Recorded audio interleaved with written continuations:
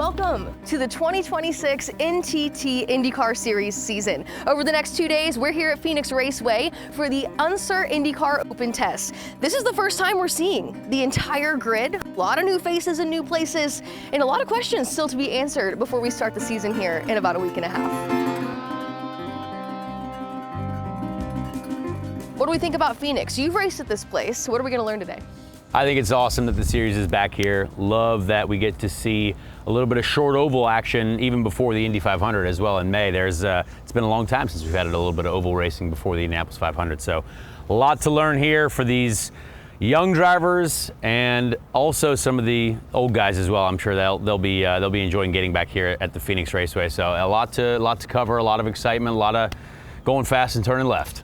Well, as I mentioned, we are only about a week and a half away from starting the season and doing so at St. Pete, which is very different than here at Phoenix, even just given the fact that, as you mentioned, this is one of the very few ovals we see. So what are guys looking to take away from the next 2 days? Absolutely nothing. You won't be learning anything for St. Pete here, but you got to get your body right. That's the thing. There's not a lot of testing in the winter. The drivers have been doing a lot of training, but there's nothing like being in the race car. So a lot to just get your body used to, get your heart rate up, get the arms pumped a little bit. This track for sure is going to be very difficult physically for these guys. So that'll be very, very helpful for St. Pete, but just adding notes to the notebook for when we come back here in honestly only a couple weeks as well.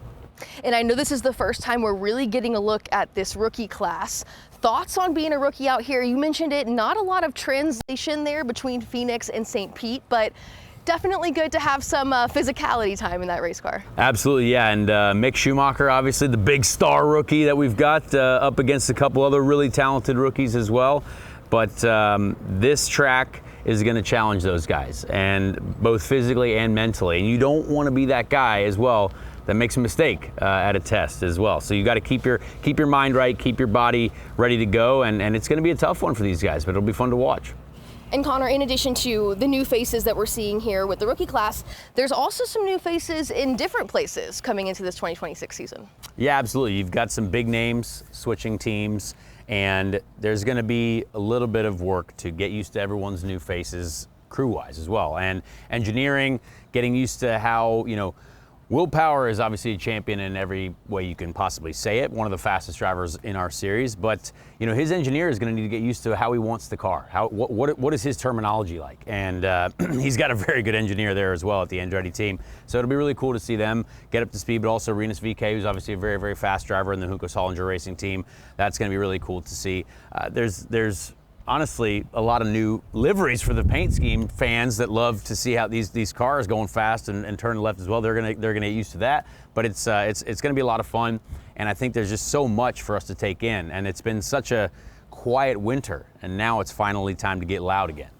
Things are starting to heat up here at the racetrack. As you said, things are starting to get loud again, and this weekend in particular here at Phoenix is going to be quite a loud one, given that we're going to see IndyCar and NASCAR racing together here, which puts a little bit of a different stake into what we're seeing with the tires that weekend. Now, I understand a couple of these guys have been out here testing those Firestone tires because Firestone has been working extremely hard here in the off-season to get things ready. So given some of the differences and some of the newness coming into this racetrack in that weekend, what do you think, given Firestone's hard work and what these guys may have picked up here in the testing earlier this month? Yeah, I've honestly talked to some of the drivers. I talked to Alexander Rossi specifically, and he was actually quite impressed with what Firestone has done, and we love what Firestone does for us as drivers. So I think it's going to be great to see what the work that they've done, and then all the cars now running it at the same time. So we want to see a fantastic race here. Obviously, I think IndyCar last year specifically has put on a fantastic show on the short ovals, and I'm excited personally. I wish I was obviously in the track to in the car to see what this was,